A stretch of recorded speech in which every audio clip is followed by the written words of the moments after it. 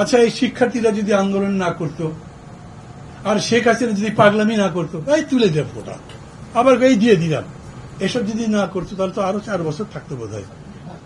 তখন কি করতেন? 4 বছর অপেক্ষা করতে পারতেন, এখন 3 বছর অপেক্ষা করতে পারছেন না। এটা তো কোনো কথা না, হয় বেশি হইতে পারে। এবং সেই ভোট আবার এমন ভোট হতো যে হয়তো যাইতেই পারতেন তার কাছে। সেই অর্থে আমি মনে করি যে আমাদের একটু ধৈর্য ধরে আবেগ শূন্য হয়ে আমি যে যে জায়গাতে বাধাগ্রস্ত হতে পারি, এবং it is between government and the opposition and in between the অপোজিশনস। আমি কিন্তু বলছি অপোজিশনের মধ্যেও এইরকম ক্রাইসিস হবে। কোন জায়গায় যদি দেখা যায় আমার চাইতে উনি বেশি পপুলার, তবে ওনাকে ডাউন করার চেষ্টা করবো। পলিটিক্সই তাই করে, খালি পলিটিক্স চাকরির ক্ষেত্রে করেন না, প্রমোশনের সময় করেন না, ইউনিভার্সিটি টিচাররা প্রমোশনের সময় করে। আমি দেখেছি বিরাট এক অধ্যাপক, নাম বলবো না, তিনি জিয়াউদ্দিন বাবলু যখন শিক্ষা প্রতিমন্ত্রী ছিলেন তার ড্রয়িং রুমে গিয়ে 2 ঘন্টা বসেছিলেন একটা প্রমোশনের জন্য। ভাই, সামটাইমস আসলে সিচুয়েশনটা এরকম হয়ে যায় যে আমরা কম্পালশনে পড়ে যাই, ভ্যালুগুলো ওয়ার্ক করতে পারি না, তাহলে সার্ভাইভ করতে পারি না। এই সব বিষয়গুলো বিবেচনায় নিয়েই আমি মনে করি definitely I am very hopeful. এগুলো বলছি যে তারপরে আমি মনে করি যে আকাঙ্ক্ষাটা তৈরি হয়েছে এই আকাঙ্ক্ষার বাইরে কেউ যেতে পারছে না।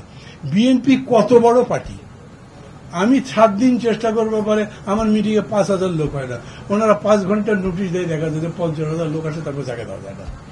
অনেক বড় পার্টি, তাদের তো চিন্তা করবার কিছু নাই, কোনোভাবে এটা হাতের বাইরে যাবে না। 50 বছর পরে মিশরে মুসলিম ব্রাদারহুড আবার জিতে এসছে, ব্যান্ড পার্টি 50 বছর ধরে, সেই পার্টির ডিফারেন্ট নেম আবার এসছে।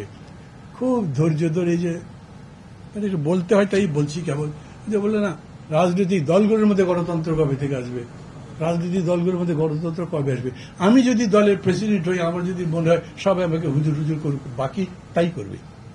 রাশিয়ান কমিউনিস্ট পার্টির একটা কংগ্রেসের মধ্যে ব্রেজনেভ বক্তৃতা করছে, তো একজন বলছে দূর কি কথাবার্তা বলে, তো উনি একটা কমিউনিস্ট পার্টি মেম্বার, সে চুপ করে রইল, কিছু বলল না।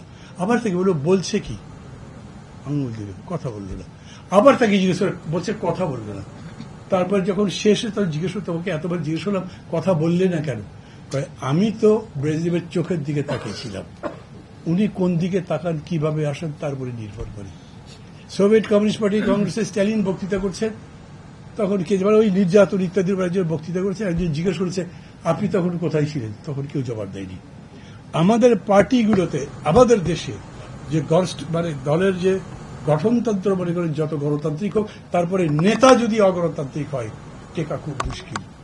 কারণ আপনি লিখে রাখবেন শেষ পর্যন্ত কমিটির মেম্বার বানাবে দলের চেয়ারপারসন বা প্রেসিডেন্ট, তো বাকিরা ওই জায়গাতেই যাবে না। আপনি ডাকসুর ভোট করার দরকার নাই, যে কেউ বাড়িয়ে দিলেই হলো, সমস্ত ট্রেড বডিতে বাড়িয়ে দিলেই হলো। সেই কারণে দলের মধ্যে গণতন্ত্র আসতে পারছে না। আর আমি মনে করি আমাদের ওই চর্চাটাই করতে হবে, যাতে আমরা মুক্তভাবে বলতে পারি, ডিসিশন মেকিং প্রসেসটাকে আমরা যেন ঠিক করতে পারি। আমি মনে করি কিন্তু যে এন্ড অফ দ্য ডিসকোর্স মিলবে না, এবং ডক্টর ইউনূসকে একটা প্রোক্লামেশন বলেন, এলএফও বলেন, তার মধ্যে দিয়ে যেতে হবে, তাছাড়া এটার কোনো বিকল্প নেই।